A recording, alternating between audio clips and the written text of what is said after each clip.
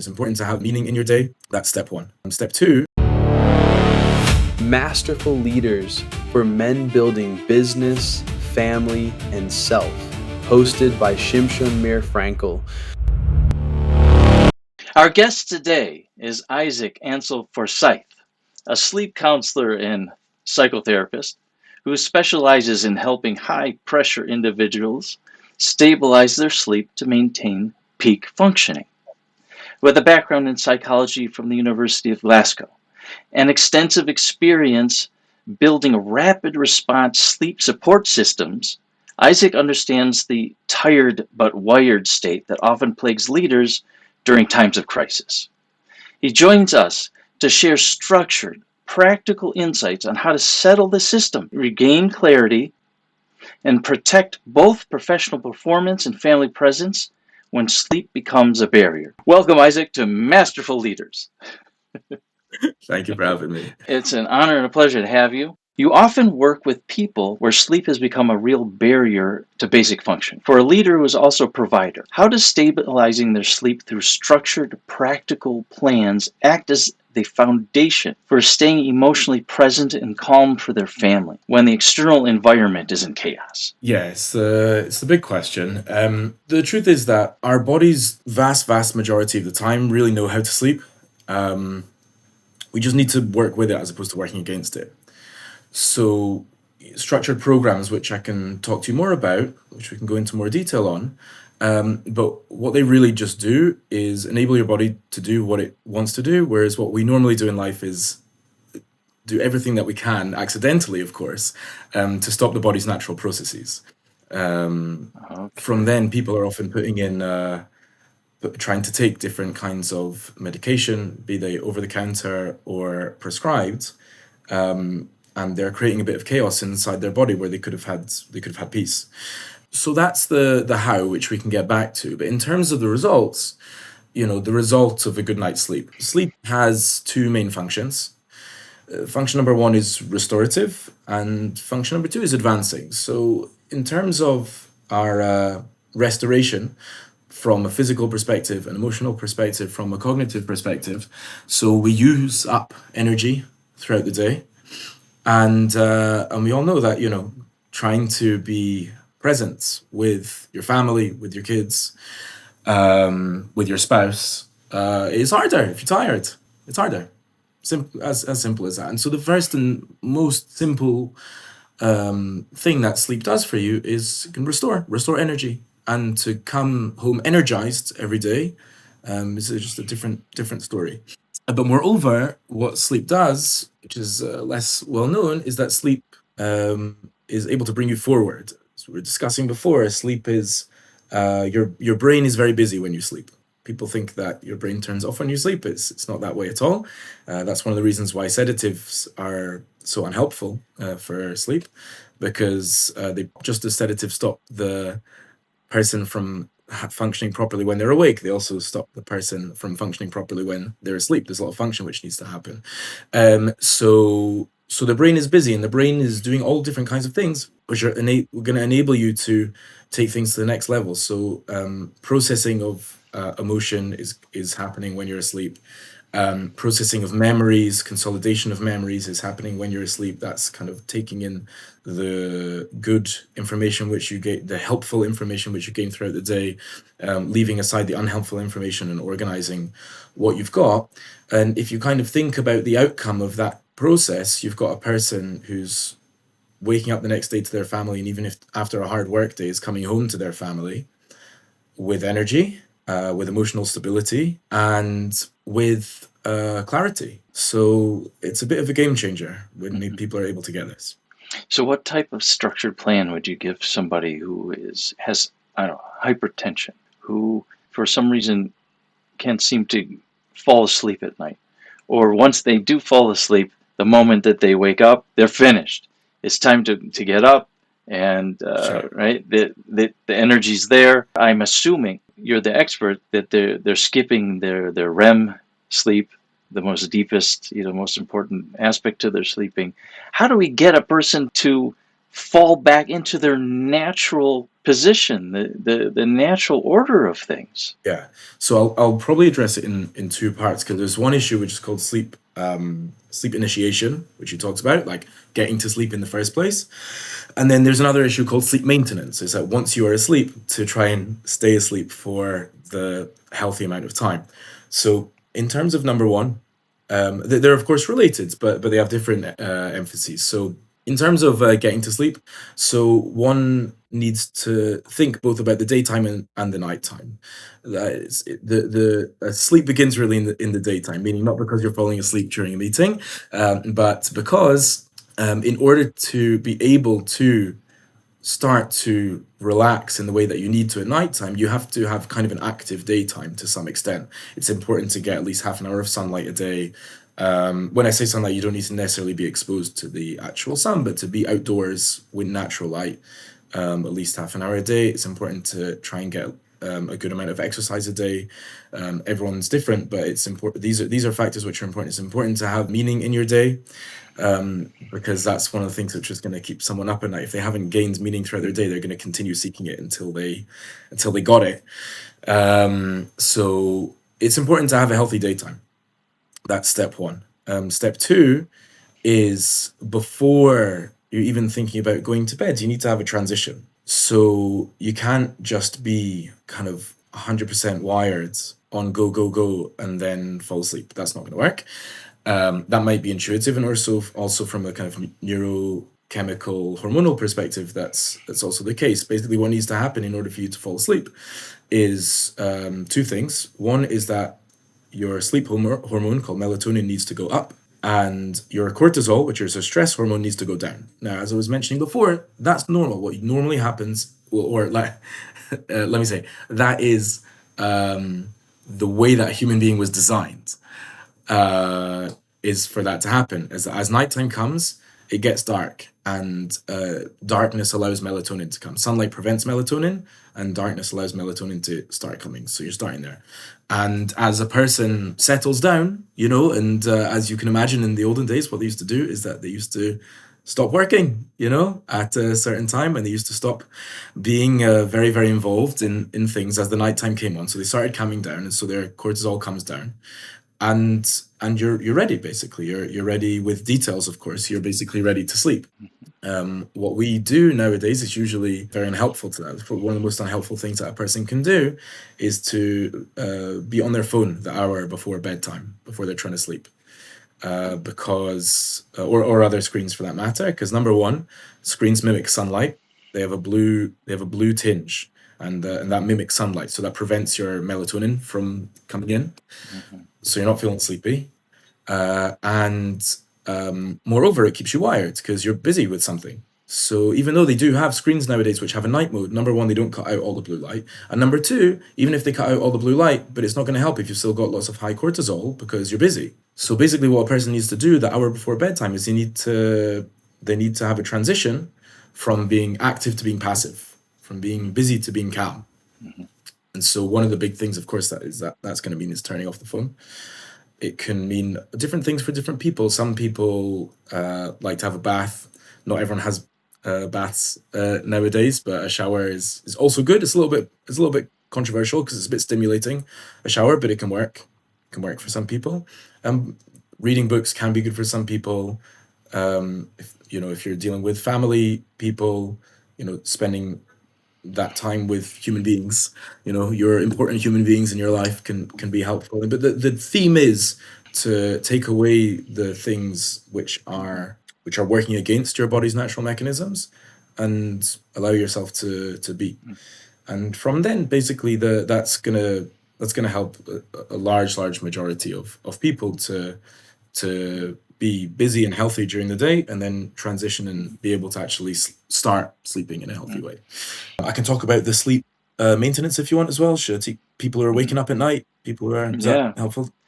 Yeah, because even I suffer from it, where I tend to have, I think, hypertension, and I find myself rolling around a lot. And if I know that I'm trying to be sleeping at night, that means if I'm completely lucid, I must not be sleeping very, very soundly. Yeah, so one thing which is really important to know in terms of night waking or sleep retention, as we're calling it, is the first and almost most important thing to know is that it's normal, meaning within, not just because it happens because we're unhealthy, in the healthy functioning human being, we wake up around 3 times a night, everyone. Usually people don't remember it because it's for a relatively short period of time.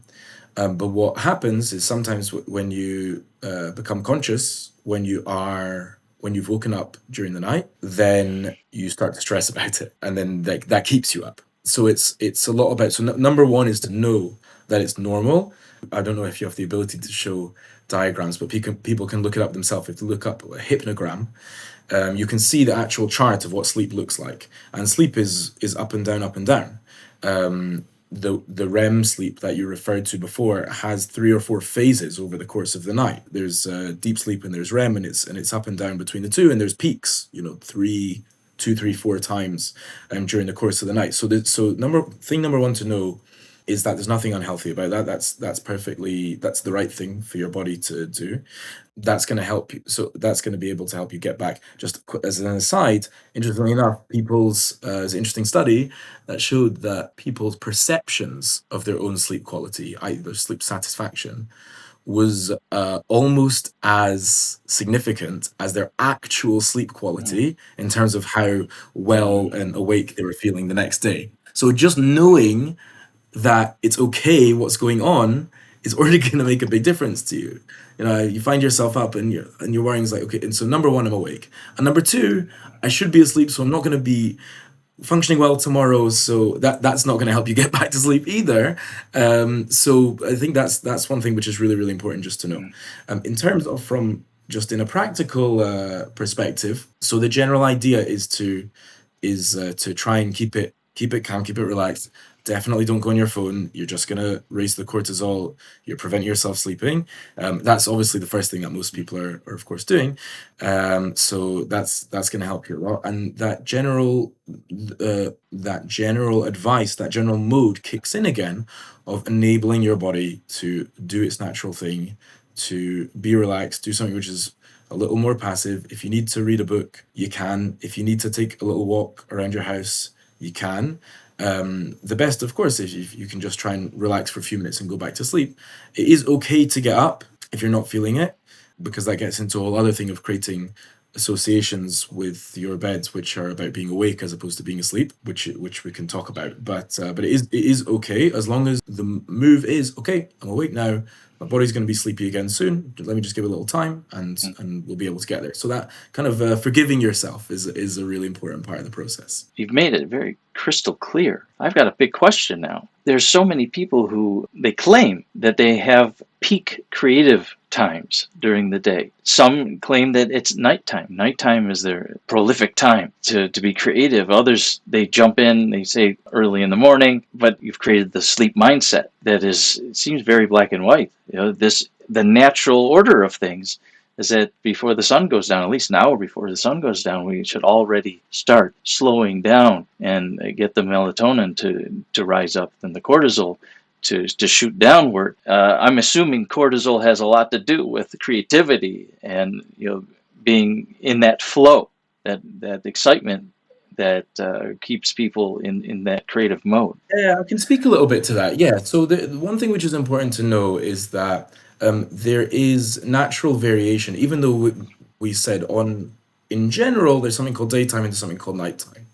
That's basically true. Within that, there is natural variation in terms of exactly when people are feeling tired and people are feeling awake. Specifically, there's something called circadian rhythms, which basically means someone's internal body clock. And we all have, apart from there is one interesting disorder, but 99.99% of people have a 24-hour internal body clock. It's just that it may or may not be aligned with their neighbor's body clock.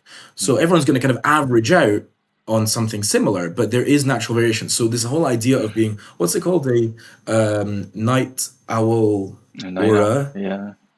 There's Okay. another thing called, there's another version, a morning lark or something like that. There's Yeah, another I version. think So those that's are the actually terms. real. Yeah. That's actually real. Meaning it could be that, for example, your body clock is ready for you healthily to go to sleep at 9 p.m. every night. Okay. It could be that my body clock is ready for me to go to sleep at 11 p.m. every night. Hmm. So what if we're all doing the right thing, then what you'll find is that you'll wake up around, so let's say for argument's sake, 8 hours is a healthy amount of sleep to get. There's, again, it's an average. It's an average. It does vary on the individual, but 7 to 8 hours is the recommendation for adults. So let's say you get your 8 hours from that, and I'm now gonna do a calculation in my head. It says you should naturally wake up about 5. So you can find people who, this isn't really what you were talking about actually, but there are people like this that are very productive in the morning, early morning. There's the phrase that early to rise makes a person. It's not true. It's not true across the board, but it's true for some people because it just depends. Are you listening to your internal body clock? So if your internal body clock is to go to bed early and wake up early, then that's exactly what you should try and do. Some people have the opposite, is to go to bed late and wake up late, and that's perfectly healthy for them. So they may be very productive after you're fast asleep. What the challenge is when all of this hits society, because society has expectations, depending on your line of work, upon when a person should be awake and when the person should be asleep. The biggest problem with this, by the way, is teenagers. So teenagers, naturally, their body clock shifts about 2 hours late. So what that means is that they are honestly not tired when you want them to go to bed, and they're honestly meant to be asleep when you want them to wake up in the morning.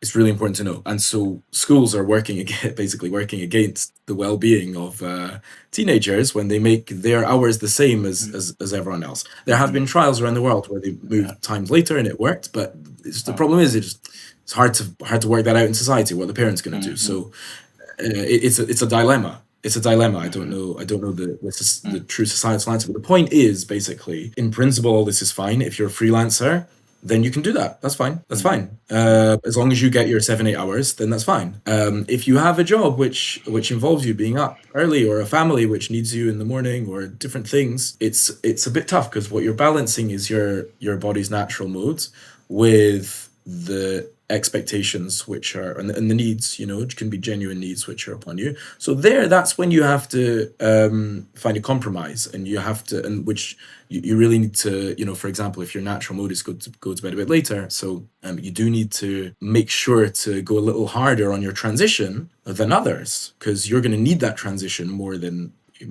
others.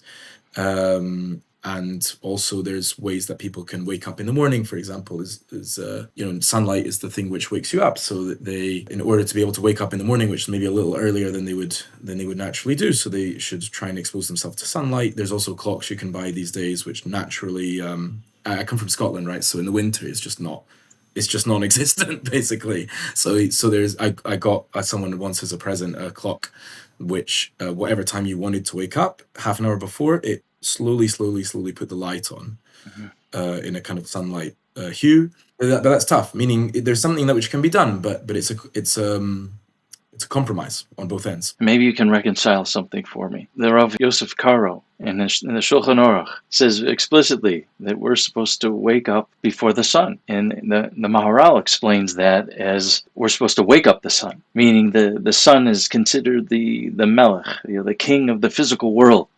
And so when we wake up the sun, then we as humans, we take control over the physical world by waking up the sun instead of it waking us up. How does this fall into what we've been talking about so far? It's a great question. I didn't know that, Maral. Thanks for sharing that with me. That's very interesting. Through the Maral, you might find it a little easier. This often happens with the Maral, is that Maral will be quite comfortable taking certain chazals non-literally, certain writings from the sages. He's okay to take those non-literally because he sees a deeper meaning in them. So according to that interpretation you just gave of the Maral, you may have an easier time because it's more about one's approach to the physical world, possibly. But let's take it literally, because in the halacha it's basically taken literally. The ideal time to pray is sunrise, for sure. So that basically just goes back to our, you think of the world that Rav Yosef Karo was living in, and the people before him who he's quoting to write that, is he's going to sleep early. Yeah. He's going to sleep early. He's going to sleep when it's dark. Whereas we're not. So we're not being, we're not being obedient, bigger picture Shulchan Aruch Jews when we're doing that. Happens to be the Kabbalists. I'm shooting myself in the foot a little bit here. Happens to be the Kabbalistic day. It involves going to bed very early, but then it involves waking up at midnight and then learning until morning. Right. I can try and speak to that if you want, but that's a Right. harder one. So he In terms of he the was norm, well awake before the sun came out yeah, you should be. by And bedtime. there's always then. Yeah, and so when and also the sages also say that miut shena, that you should try and minimize sleep a little bit. I think it's in Gavot, is something which is important. So it's just important to understand the context of what they're talking about. They're talking about people who went to bed when you're meant to go to bed. Once you go to bed when you're meant to go to bed, then yeah, don't overdo it. It doesn't happen to so many people these days, but there is such a thing as sleeping too much, even in a physiological sense, which can lead to grogginess and stuff during the day. It really doesn't come up so much, but it is a biological reality. And what they're talking about, honestly, is slightly, which is the Jewish way is to take the natural world and slightly push it towards spirituality. You can't jump towards spirituality because then you would be an angel, and God didn't make you an angel. God made you a human being who is a composite entity of physicality and spirituality. So this truth is true. So if you really, I paskin that you're allowed to get only 7 hours sleep if you want. As little as 7 hours sleep if you want, because that's miuchena in the context of, as far as I understand. That's what I understand. Okay. And how about power naps in the middle of the day? There's a big machlokes out there. Yeah. It's Yeah, unclear. this is also a great question. Also a great question, right? So basically, there's two things. There's one which is, let's talk about circadian rhythm. So circadian rhythm, if only I had some charts for you, but I'll draw it for you. I don't know if anyone's watching this, but basically, here's how your sleepiness goes. It goes like up towards nighttime. You're going up and up and up to the time where you should falling asleep around here, and then you're tired. And then as it goes towards morning, you're coming down and down and down, meaning you're getting more awake, less tired, more awake, and you wake up. I'm going to shift over here. And then as the day goes up, actually in the middle of the day, there's a blip where you get tired. It's not as big as the nighttime one, but there's a natural blip. And then it goes down again, and then eventually back to nighttime. So it is actually in the middle of the day, around lunchtime, early afternoon, again, depending on your individual body clock, where it is natural to feel tired. And it would appear to be, again, kind of society permitting, a healthy thing to take a small nap sometime like early, maybe 1-ish, like early afternoon. That is built into some societies, called a siesta in Latin American societies, things like that. There is such a thing. They happen to do it a little bit later, but that's a different story. In principle, there is something to be said about that kind of nap. Again, that hits reality, which is your work, for most people, is just not going to allow that. It's just not going to work. Yeah. So that's a little bit of a compromise, which just exists. Many people talk about powering through it. Right. So that Having really is not a another cup of huge, coffee. yeah. So it's not a huge amount you can do if you're a freelancer, or if you're a yeshiva avrech. You can try and there's nothing wrong with doing that. It's probably a healthy thing to do in principle. In terms of what I think you may mostly be referring to in terms of power naps, though, is basically just getting short bouts of sleep for whatever length. Different people have different things that they try and do, and that can help them get through the day. That has one plus side and two downsides. The plus side is it can work to make you feel more awake after that. So that's fine. Two downsides are, number one, you can ruin your sleep at night if you do that, because if you do it too late in the day, then you've kind of pushed your body clock on, and you won't be ready to go to sleep until much later, but you're still going to have to get up for work the same time the next day. So it's like in the moment it's a good idea, but even by the next day it's not going to be a good idea. The other reason why it's not such a good idea is because it's an illusion, because people think that awake and had enough sleep is the same thing, but it's not the same thing. Because I think, as you were alluding to earlier, just say, for example, there's different approaches in the literature, but let's say there's at least 3 stages of deep sleep, and then there's REM sleep, and there are cycles of maybe 3 or 4 of those over the course of a night, and each of those is doing something really important. Some of which you mentioned: cognitive functioning, emotional stability, physical well-being, and whilst these power naps give you energy, they don't do any of the things that sleep does for you, your body or your mind. So one can slowly be kind of kidding themselves into thinking that they're doing fine, but they're actually, their body and mind may be suffering, but they're awake, at 6 p.m. So they think it's, in terms of those power naps, people need to be a little bit careful about those. So Isaac, how can people get in touch with you? Clearly, this is your thing. You want to help people get proper sleep, wake up feeling fresh, attack their learning, attack their work with the vigor that should be natural. How are they going to reach you in order to pull themselves back into that natural order of things? Sure. So the easiest way to reach me is just go via the website. So it's sleepsupport.center, sleepsupport.center with the American spelling. I'll give you, that's a freebie for any American English speakers, because they don't have a .center with a British English spelling.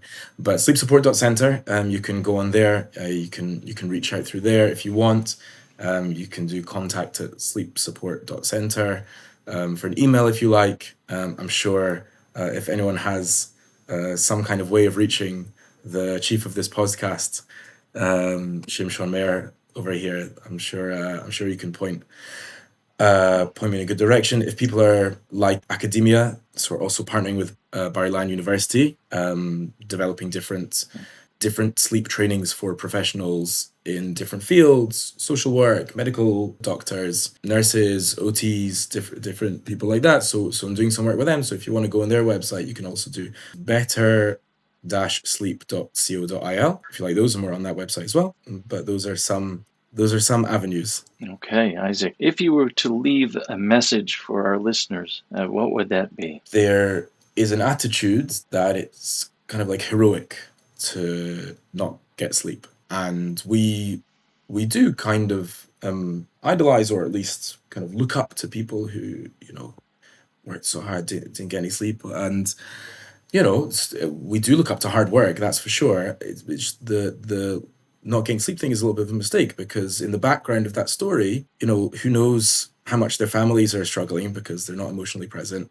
Who knows how much their work is suffering because their decision making is a little bit off. And on the other hand, on the positive end, who knows, if let's say everything's good, who knows how much better it could be if they were just doing what their body is begging for and just getting a decent night's sleep. So for those people who are interested in work, family, trying to live a happy life, trying to live a healthy life, it's definitely something to look into. Well, I really feel like you shared quite a lot of value here in this discussion. And I think what I'm walking away with is this idea of the sleep mindset, that we could all be telling ourselves stories about what our sleep is like when really there could be a serious issue going on there. One that we're just not even aware of, or there could be no issue, and I could be telling myself that there's something wrong with my sleep. I got terrible sleep habits. I'm going to take that to heart. I really appreciate you sharing your knowledge and your wisdom with us. It's been an honor and a pleasure. We couldn't do this Masterful Leaders episode without you. Thank you very much. It's been a pleasure to be on. On Masterful Leaders, we believe true success is built across every part of life, not just business. If this episode added value to you, subscribe, share it with someone you care about, and join us next time as we continue building the full package.